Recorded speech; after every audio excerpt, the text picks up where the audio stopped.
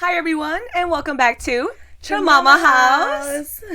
So today I want to talk about like interracial relationships. Okay, let's talk about it. I feel like we get asked that very, very often. It's so interesting because like growing up, she always wanted us to marry only within our culture, like only like Hmong guys, and then she slowly compromised because she realized we were exploring outside of that. And she's like, okay, fine, just do Asian, just stick with the Asians. And then I don't know. I just yeah. Yeah, like she did want us to be with a Hmong man at first, and it would be but the Hmong man has to be like this. He has to go to church. He has to do certain things, and I feel like there were certain buzzwords that if he had that, then she was like, he's good. Yeah. Like that's it. If he's studying to be a pastor or he's a worship leader, then she thought, oh, that's automatically good. Yeah.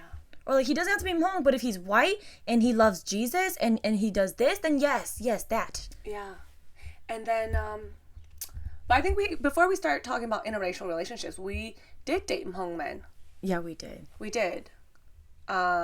Seriously too. Like, it was a thing. Man, it was long term too. Hers was super long term. A week or a month. It was like damn years. Y'all discussed both of marriage. Us. We did. With both of my Hmong exes, we all the three of them gathered discussed marriage together. Yeah, I remember like with one of them, he would be like, "Tell me more about your dad's side of the family. My dad wants to know, so that we could like start planning for it, and so he can kind of have some history on your family." I'm like, I don't know. I don't really know. My dad passed away. These are our leaders, but we're also not really in touch with like dad's side of the family either, like that.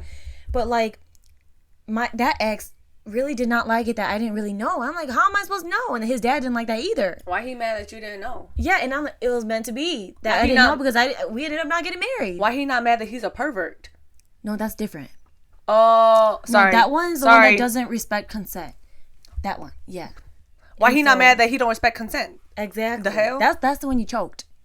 Yeah, him. Not the pervert one. The pervert one, his parents never wanted us to be married at all, so they never asked questions about that. Oh my gosh. Yeah. But anyways, okay, what were we talking about? Okay, yeah, we used to date relationships. We had dated Hmong men, and it just wasn't good for me in my experience. That's just not my preference. And I know some Hmong guys like y'all be butthurt over that, but it's just like, why y'all hurt that this is our preference? Yeah. We tried it. We don't like it. We don't want it. Yeah. I feel like every Hmong woman who has been like, I can't date Hmong men anymore, used to really love a Hmong man. Yeah. And mind you, we got 6 brothers. We love Hmong men. We have nephews. We love Hmong boys. Yeah, we love Hmong men. It's just a matter of, in my experience, my romantic experiences, it just hasn't worked out. Like, my Hmong ex-boyfriend was very physically abusive. And I didn't have anyone I can go to. The community wasn't like a place. So it's like, all right, I'm good here. This is a thing. Hmong women die all the time. Like, what do they call it? Femicide? Like, women dying in relationships by the hand of her partner. I didn't want that to be me. I didn't want that anymore. And I'm not saying that only in the Hmong community do we have this as an issue, but it is rampant. And we cannot lie about that, y'all. Let's be fucking for real. Hmong women die all the time by her Hmong man. Where is the accountability? There's none. Like, and then I understand that sometimes Hmong guys get offended when we're like, I'm not dating Hmong anymore. But if you're not one of those that we're talking about, then don't be offended. Yeah. Why are you mad? I feel like people who understand where we're coming from in our experiences, they'd be like, yeah, I get it. Especially like if you care for us as your Hmong sisters, like you would see how like men, especially Hmong men, are favored more than us and how they're like put on a pedestal. And like it's crazy because I feel like when it comes to us as Hmong women, it's easy to like keep us accountable and to put us in our place, right? But when it comes to another Hmong man, like they hesitate to do that because of like respect and Jimoa. Like it's, why is it that when it comes to women, she doesn't matter, but when it comes to the Hmong men, face is all that matters.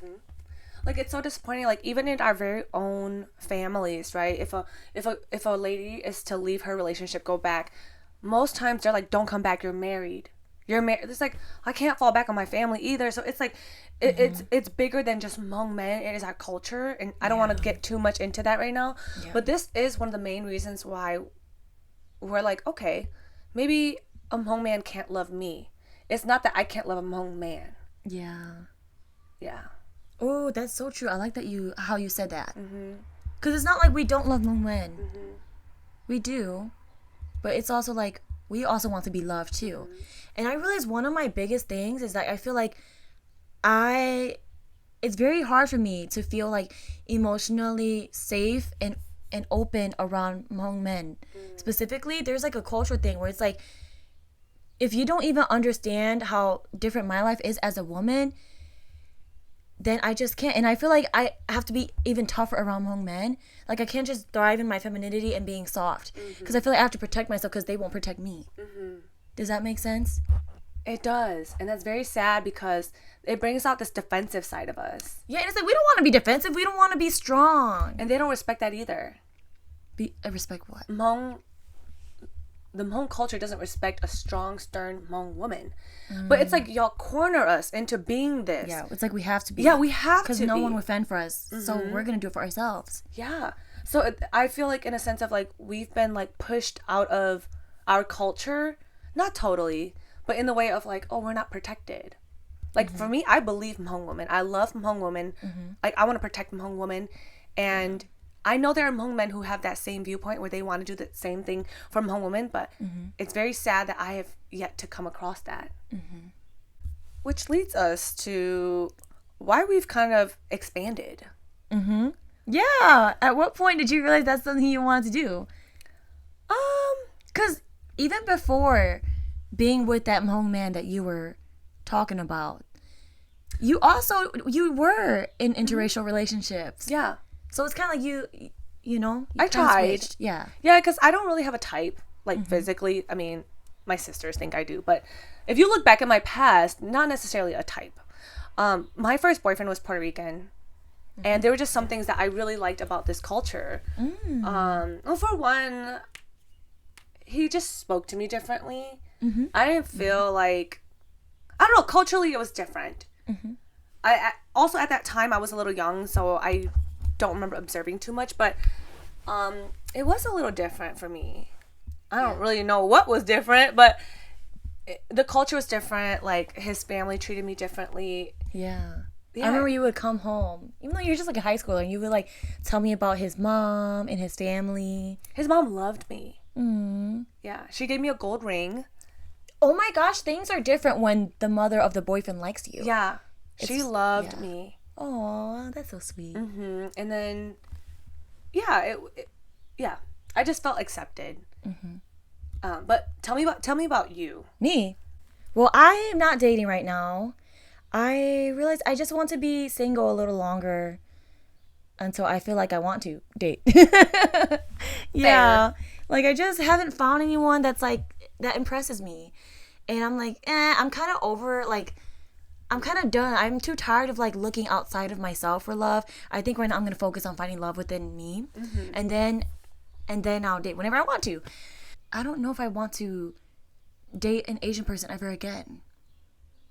Ever? How come? But that's a maybe.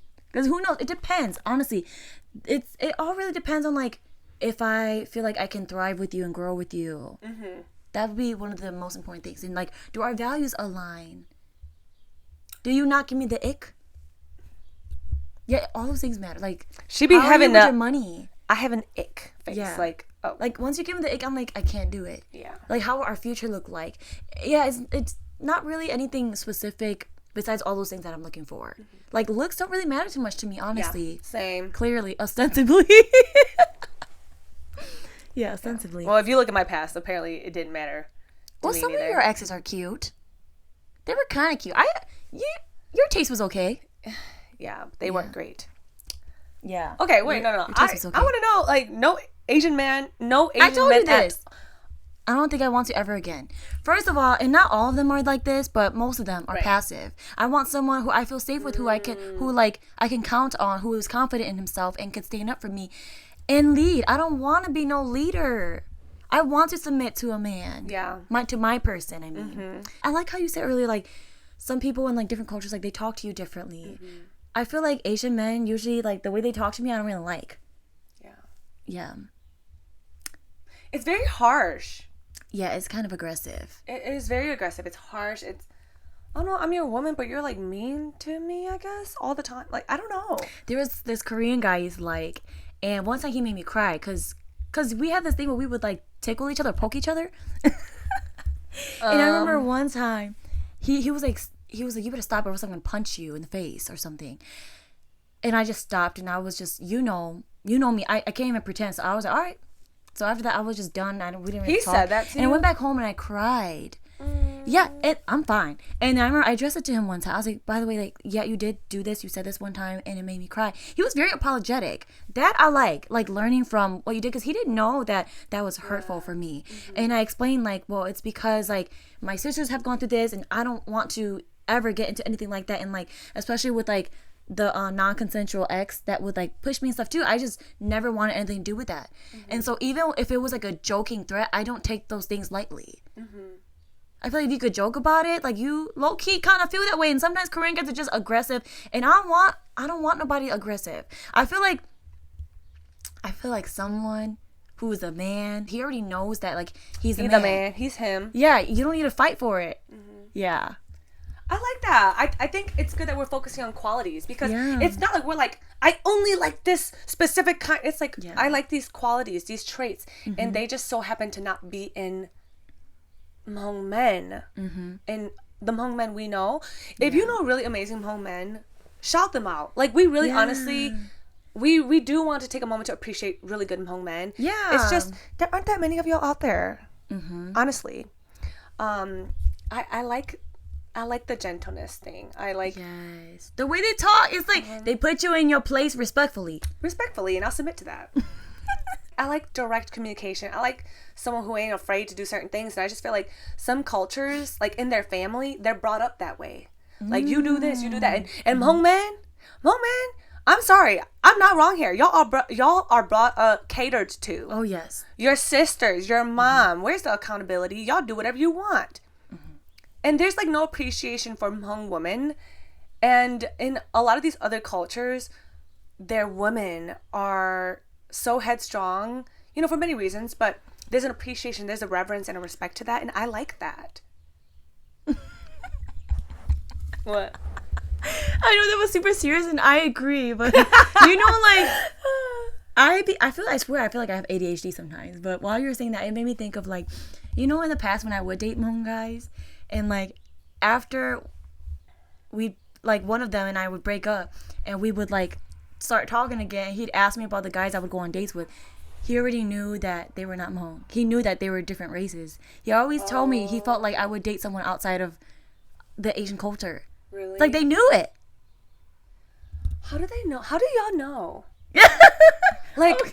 What is an indicator of this? Because I never... There's something about you that we all know what you like.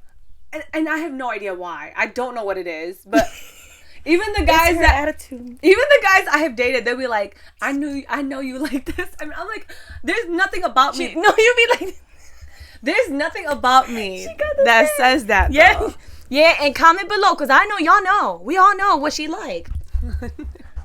She knows. That's why she blushing. I like a big, strong man who, you know, who does well for himself, makes good money, is confident, has a lot of skills, hobbies, does things outside of his family, doesn't listen to his mommy and his daddy all the time. Like, like, I know what I want.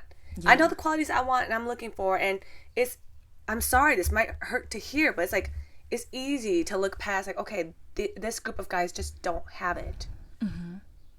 And obviously, we're not talking about all of y'all. I know some of y'all gonna be like, well, not all of them are like that. Like, duh, we know. But we talking about the majority. Yeah. And if you want to be like, not all of them are like that, tag 5.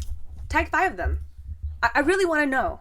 Because it's like, y'all want to sit here and defend, like, Hmong woman, this Hmong, and it's like, okay, we're not here talking crap. We're here sharing our experience of, these are the things that could be improved on, that if you do want Hmong women, you can work on this. So what's your experience like being in interracial relationships. I mean, you were married to one. You were multi-dating at one point. Yeah, I think my divorce is a great example that it's not just among men. It's guys who don't have it together just don't have it together. Yeah. It ain't got nothing to do with race per se. It has everything to do with that person. And so in my experience, I was married to someone. He was half Polish, half Mexican. And culturally, it was different there too. He was Polish? Yeah. I didn't know that. Yeah, the dude was white. Oh. Yeah. 2% milk too. That had its own issues, honestly. How was that like? He did speak to me differently though. Yeah. I never felt like my home ex, he was so abusive. Anytime he got mad, you can assume you're gonna get struck.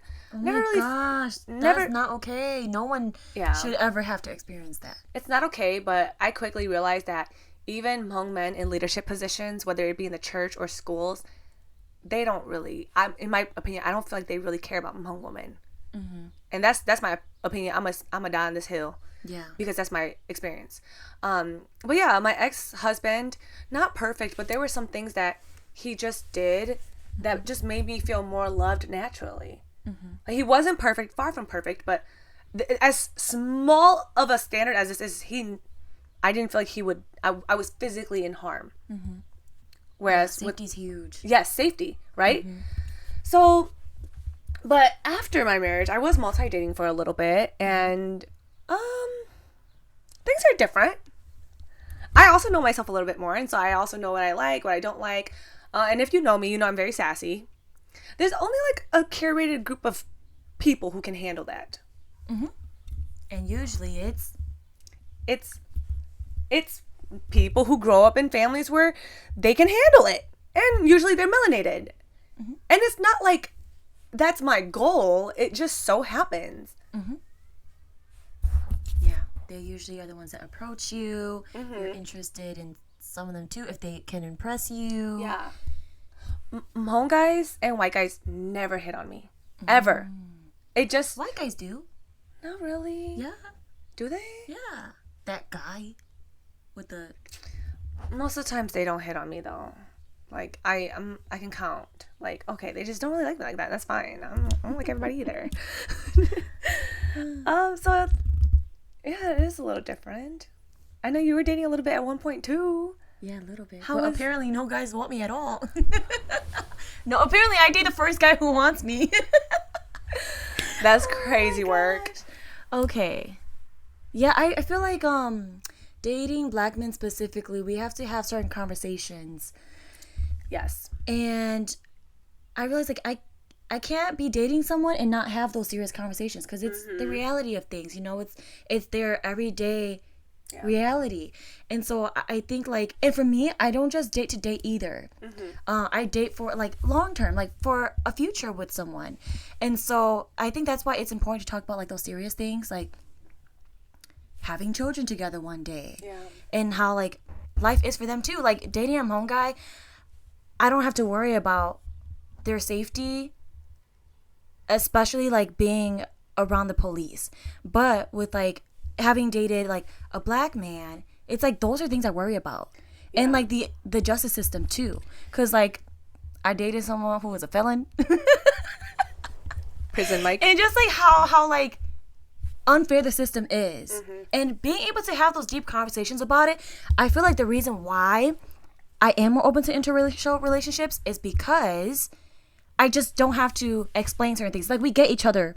While I feel like in the past when I have dated Hmong men, I had to explain like racism to them and like how unjust the system is. And their privilege. Yes, and their privilege. And I don't want to have to do that. And unfortunately, black men, they already know that. And we can connect over that and like, you know. 100%. And I'm not trying to educate them either, but it's like we come together and I listen to them. Because I'm like, wow, that's what they go through. And I don't need to explain that piece. And that piece is just, you either get it or you don't. And I don't want to be with someone who doesn't get it, doesn't see their privilege. It's wild that you even say this because Hmong men see how Hmong women are treated unfairly. And when I explain it to you, you're going to discredit what I'm saying. You see it. Yeah. So I agree with you that like some people of other cultures, they just naturally understand because in their own experience they get it. Yeah, they get it. If you get it, you get it. If you know, you know. And so I agree. Like having had dated mostly black men after my marriage, and it's not on purpose, it just happens. You do have to have those hard conversations because I do think about my babies, and I think about allyship is very important to me, and justice. And like, if you are to date a black or brown man, are you willing to love this man more than women in his own culture can? Like, are you willing to do that? Are you willing to do certain things? You have to be the biggest ally for this man. And unless you're willing to do that, you also should just leave him alone. And being aware of yourself too, because like racism is so embedded in the system that there are things that we still do that are instilled in us where it's like, I didn't realize that was very racist. And it's like, we have to be open to that and watch like our words and how we treat people, because not just our words, but it's like how you make them feel, like your attitude, your tone with them too. It's all very important. Yeah, it is. And not to confuse this with a fetish at all, because it really isn't like a goal in mind. It just so happens. And it's also not to stereotype Hmong men a certain way either. It's just in our experiences, there is this pattern of Hmong men being a certain way. And you even mentioned that Korean man. I could very much see a Hmong man saying something like that. So culturally, as Asians, it's like, okay, there's just like this aggression. And I don't like that. And they also don't like it when we speak. Good thing that guy was apologetic. But I feel like in my experience with the Hmong culture is that when I have like rose up and said something, it wasn't received, it wasn't like heard, it wasn't cared for. I don't want to spend the rest of my life with that. Yeah. Having dated a black man too, like that wasn't a great experience either. Fair.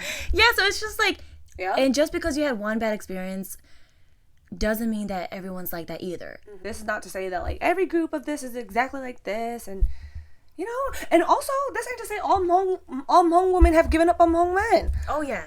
I know Hmong women who date Hmong men forever and ever and ever, even if they're not good to her. So it's like, it just is what it is.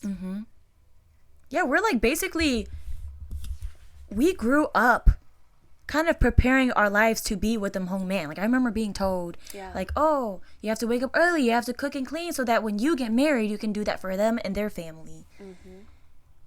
And then I hate that though. We were brought up to be a Hmong nya before we were taught to be a person. Yes. This is how much we prioritized Hmong men. Oh, why is a 4-year-old me learning how to cater to my husband, my Hmong husband? Yeah. That's That weird. was crazy. The fuck? I know. That is weird. Yeah. I can really see people misconstruing this, and you know, but it is what it is. And this is again a reason why it's like, all right, well, if you get it, you get it. Yeah, listen to the full thing. Yeah. That is also a pet peeve of mine when people like kind of hear like the first nugget and then they're like, all right, they hate Hmong men. Yes, they hate Hmong men. And it's like, wow. We don't. Yeah. And we love our brothers. We love our brothers so much that it's like we want to hold you to a higher standard. Yeah. I want to see improvement amongst Hmong men. Yeah, I remember one time, one of our cousins' husband was like, why aren't you dating? Like, and I told him, I don't really want to, especially Hmong men, ew. He got mad. Yeah, he got so mad. And just like, and when a Hmong man gets mad, it's exactly my point. It's like, you don't even create a safe space for us Hmong women. And I just can't do it. I don't even have the energy to explain why I don't really want to be with a Hmong man. It's actually kind of exhausting and a little triggering. Yeah. And like, you would think also growing up in a Hmong church that there'd be Hmong men who you also feel safe with. That's not entirely true either. I didn't really have that as well. Yeah, me neither. Yeah. It's for us or our mom or, you know. Ew, that's sad. Yeah. It is sad. Yeah. culturally, we obviously have a lot of repairing to do. Let's hear more from you. I know, like, you've had more experience than I have. So how was it like for you? I would agree with the parts where you were saying that, unfortunately, a lot of Black and brown men already understand that the system is set up against them in a certain way. Yeah. So, like, they're more receptive to me when I am discussing certain things. I don't have to convince them that my reality is real. So when I discuss about, like, being an Asian woman, they're like, I get it. I get what it's like, because as a Black man, for example, I've experienced this. So I don't waste a lot of energy or effort trying to explain things to people. I don't feel like I should have to. Things are a little different. I just feel like I've experienced more love, like, personally. Not even as a woman, but just as a person. I'm treated as such. Yeah. Treated as a woman. I also feel like dating looks a little different. Also, I'm older. I'm older now. So I am dating older. When I was younger, I dated Hmong guys. Hmong guy. Terrible. So, I mean, there are things to consider, like my age and, you know, my interests. I know myself so well now, and I just know what kind of qualities I'm not going for.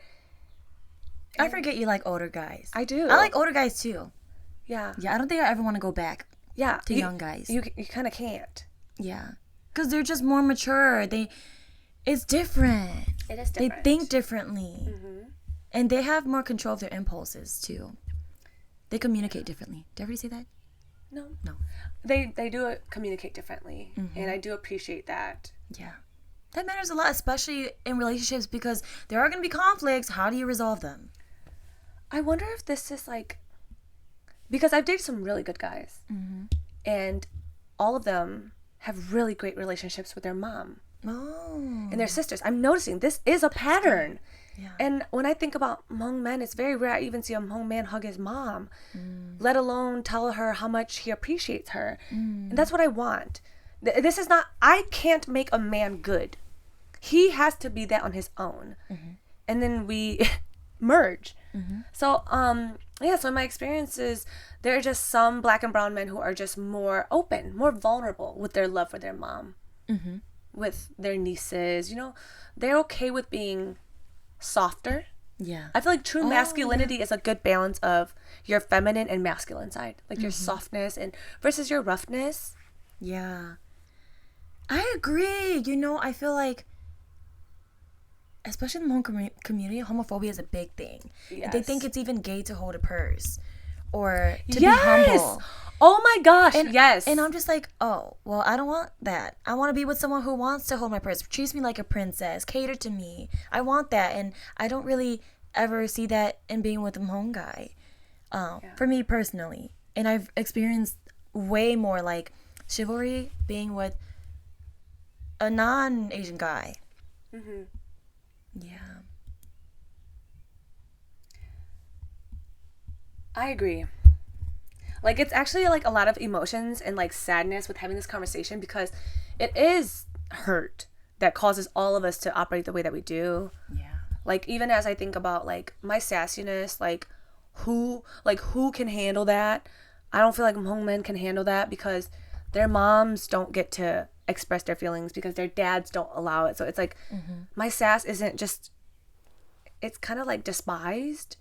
Whereas in other cultures, like, women are more expressive. They're allowed to be. Yeah. Yeah, it's not frowned upon. And you and I are a lot. Like, we're very energetic, and we love what we love, and we're loud with it. And I feel like when I'm around Hmong people, I always feel like I need to shush, or I need to dilute that a little bit. Yeah. I can't be with no passive, nonchalant dude who won't speak up for especially what's right. Yeah. I just can't. Yeah, and it just, like, the racism. It's so big in our community, y'all. We'll be lying if we're saying that's not true. Ooh, that is like a whole nother topic in itself too, especially the anti-blackness in the Hmong community. I just can't. I remember, like, in the past, I would have like full-on arguments, like debates with one of my exes, because he just could not understand like police brutality. Like he would just be like, well, they're not that bad. And I'm like, it's because you're privileged. Like, can you just at least acknowledge that? He could. Still? Well, I don't know. We don't talk anymore. We probably still can't. Yeah. It's so sad because it's like, okay, you don't see the racism, but you also don't see the unfairness in our own relationship. Like, you don't see the double standards. In our very own culture. Like, how do you not see that you're always being served and catered to? But they're also the type where it's like, if a Hmong man is beating a Hmong woman in front of them, they'll just turn a blind eye. They don't care. Yeah. And be like, oh, well, she must have done something. Yeah. There's always a reason to brutalize a Hmong woman. Yeah. Or like, oh, it won't look good to like address it with him. That is crazy. It blows my mind. Like, wouldn't you as a man like want the accountability to be good to your partner and your children? It's deeper. It's just also deep. Yeah. It just doesn't suffice to talk about interracial relationships. We really got to get to the root of like the hierarchy or the patriarchy of our culture. And I mean, you guys, we're immigrants. Like, we're children of immigrants. We come from war. We have so much trauma unresolved. Hmong parents won't discuss it. They won't talk about it, but they take it out on us. And it's like, there's so much depth to this. And there's a part of me that feels like I'm just going to not. I'd rather start where there would be less resistance if I were to discuss this. Racism is just understood by other groups. Yeah. And if you're in an interracial relationship and wanting children, I think it's important because that's going to affect your children too. Because then your children are going to be biracial. It's like so deeply rooted into everything that even we don't notice it in our everyday life at times. Yeah. Even if it's right in front of our eyes. That is sad. That is true.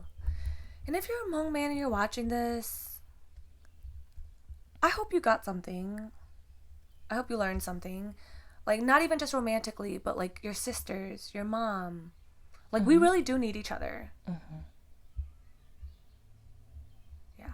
Check in on the women in your life. And also, if you're a Hmong man, like, use your privilege as a Hmong man to like stand up for what's right. Especially when you see another Hmong man like not being good to their family or other people. Yeah, don't worry so much about bong jay mo or like losing face or that pride thing. If you are a good Hmong man and you want to improve the reputation of Hmong men, it starts by holding those shitty ones accountable. Lucky for you, there's a lot of them that you can start by holding them accountable. Ooh, it's gonna be a lot of work to do. Yeah, but it's possible. Yeah. What I do love, especially about Hmong women, is I feel like even though we may not have that safety with Hmong men, we have it with each other. For the most part. And like, we're able to lean on one another for support and comfort, even if it's just to talk about what we're experiencing. Even just having like a shoulder to cry on or someone to talk with. That makes everything all the better. Not even someone to tell you what to do or to tell you to leave a relationship, but like, just, I'm here for you. Sometimes that's all you really need. Yeah, I agree. It's like, we're not asking for much. We're asking for a safe space. That's all. I think that's a good place to end this. We could go on and on. Maybe we'll make this like a series, but I mean, we love Hmong men. We love Hmong men so much. We just want to see improvement. But thank you for watching. We'll see you next time.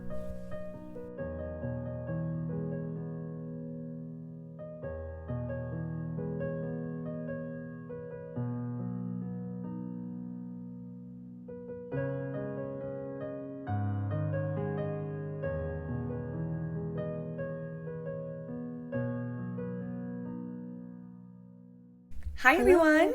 Welcome back to Traumama House. House. Can you put that in the bloopers?